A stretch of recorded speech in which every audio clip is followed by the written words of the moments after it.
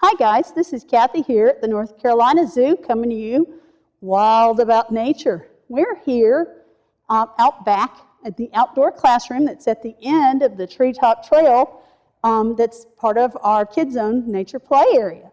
So if you're out and about and you come to the zoo, head on down to the end of the treetop trail to check it out. We've set up some bird feeders, so we've got like a bird watching station out here, and we have several kinds of bird feeders. So some that are seed feeders and some that are suet feeders. It's S-U-E-T.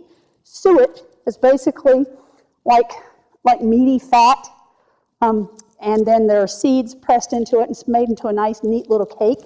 You can get a little cage, suet feeder cage to hold it, to put it in. A lot of birds really need that kind of meaty, extra protein diet over the winter to sustain them.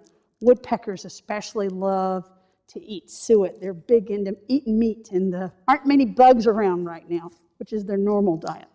But if you don't have access to a ready-made bird feeder, here's a quick and easy way to make a bird feeder at home, and something you can hang out and you and your family enjoy watching birds. It's one of the best hobbies around, and it's a great way to learn about nature and science. So what I'm going to do is start with a pine cone. And here in North Carolina, where we are at the zoo, we have a great variety of pine cones because each different type of pine tree makes different size cones. This is probably your typical pine cone that you might find, and if you're walking in a park or playground outside your school, maybe even your neighborhood, you're probably going to be able to find some of these. Here at the North Carolina Zoo, we've got some longleaf pines, and they make these big whopper pine cones. I found this one in our parking lot out there in front of North America. So we've got some longleaf pine out there, and I found this big whopper.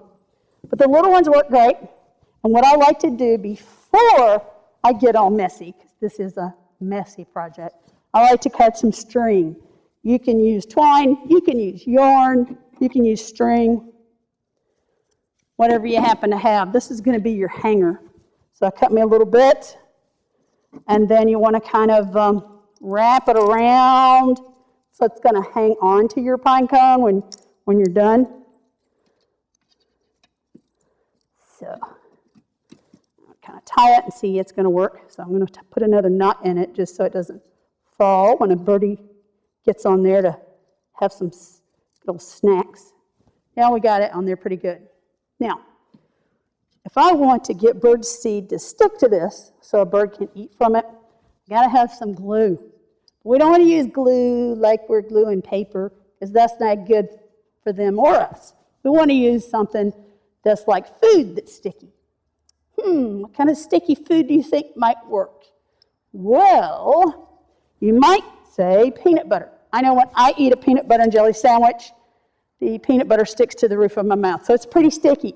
But not everybody can use peanut butter because some people have peanut allergies.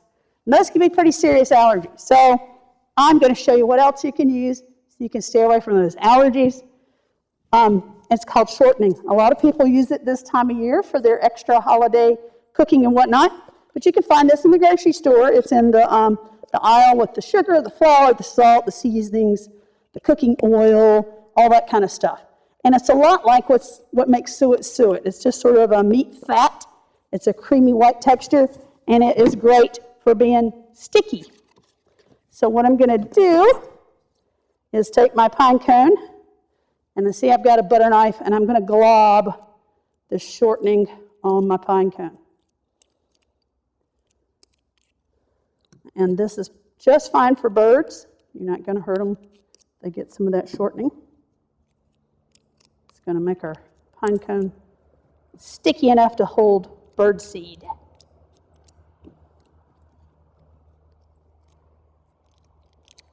And you would put your peanut butter on the same way. There we go. Coat it all the way around. Ta-da! Now we need seed. So I've just got a mix of bird seed I got. You can find them, grocery stores even carry bird seed. And then some of your big box stores, farmer seeds in different places. So I kind of put some in a bowl. Then I'm going to roll my shortening covered pine cone in the seed. Get my fingers sticky and messy. That's okay. That's half the fun. Little sensory experience here. Make sure it's good and covered. And now my pine cone is ready to hang. Now, you might want to think about where you're going to hang it. If you've got a tree outside a window and you can, once you hang it, you can go inside and see who comes and visits and eats the bird seed, that would be fun. You could help kind of figure out what kind of bird it is, maybe. Lots of different free apps you can get. One is iNaturalist, and there's another great program in North Carolina for children. It's called Eco Explorer, and you can go on there and ID things, take pictures, and earn prizes.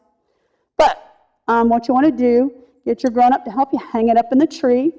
If you make it too easy, the squirrels will get on there and eat all your bird seeds, so you won't get to see many birds. So that's why it might be helpful to get a grown-up to help you. They might be a little taller, or maybe they can get on a step stool or ladder to hang it up so you can maybe get it away from squirrels and hang it up so the birds can come check out the bird seeds you put out for them. Here at the bird watching station in Kids Zone right now, I see a titmouse. We've seen chickadees. We've had some cardinals. And occasionally we'll have us a red-bellied woodpecker.